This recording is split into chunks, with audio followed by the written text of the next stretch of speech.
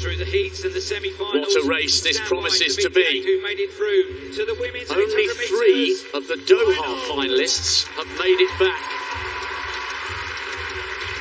for this year's World Championship showdown. Raven Rogers is one of them. Got a silver and finished very quickly 3 years ago and got a bronze last year at the Olympics. Studies here. She's a huge favourite with the crowd.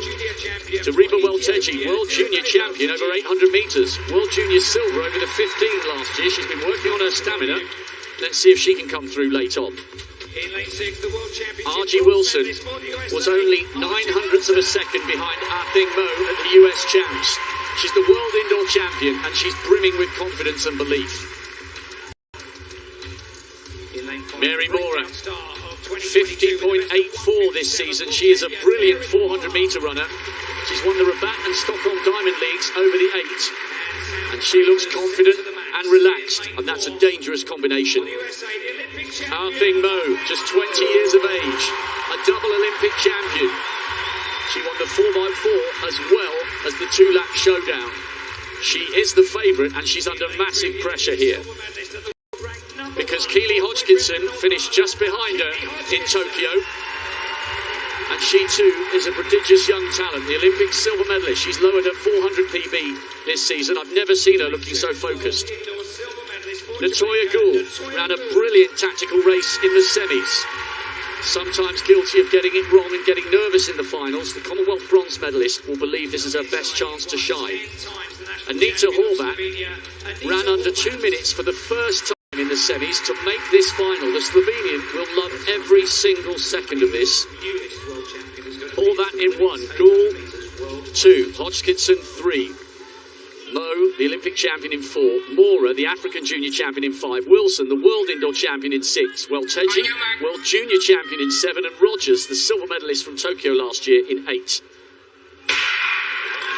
The Olympic medalists. The stage is set for a superb 2-lap showdown. How will the tactics play out?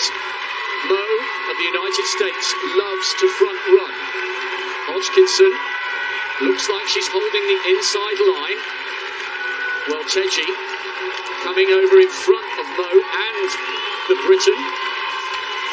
All 3 of them just 20 years of age, brimming with youthful talent and self-belief.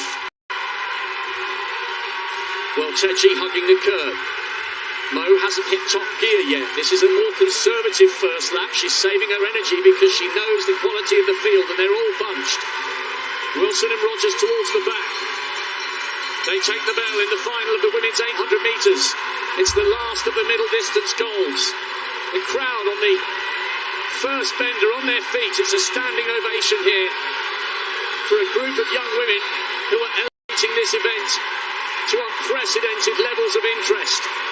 Mora trying to run wide past Keely Hodgkinson, but Hodgkinson holds that outside of the first lane.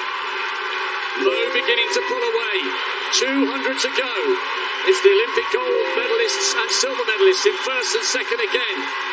Watch for Raven Rogers trying to come wide, and Natoya Gould coming back into the mix for Jamaica. Low's drifting towards the outside of the first lane, and Hodgkinson thinks there's a gap, and she's found it. Side by side, shoulder to shoulder, the crowd roaring Mo on. The Olympic champion is just about going to hang on and become the world champion. Hodgkinson less than a step behind, and Mary Mora completes the podium for the bronze. That was so much harder than Tokyo. Hodgkinson so very, very nearly found a way to dethrone a woman who just doesn't know how to lose over 800 metres.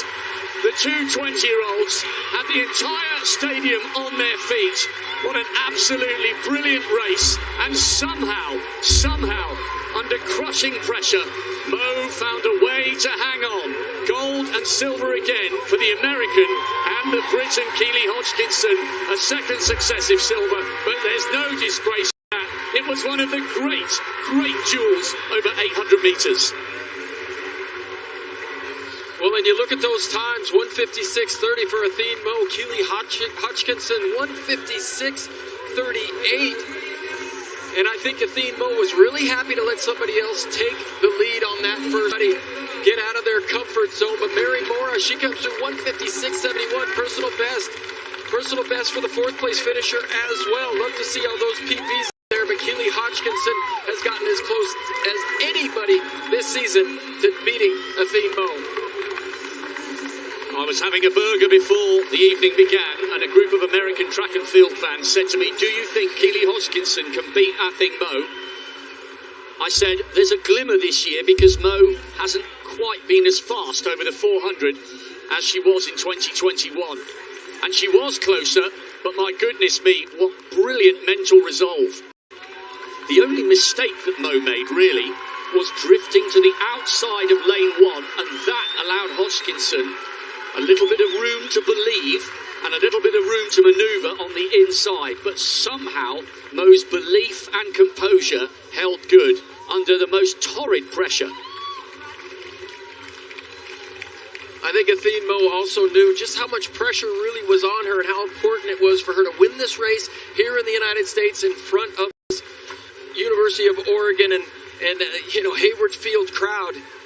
She was all business at the beginning. She didn't smile hardly at all during the introduction. And I thought maybe, just maybe, are we going to see something super, super special? But just like Sydney McLaughlin here, she took it very seriously, came away with the victory.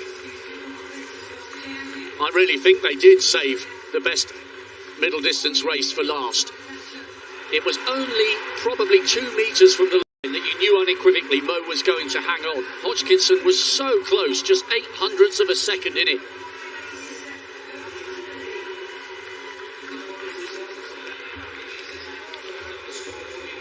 And the great thing about that rivalry, they're both only 20.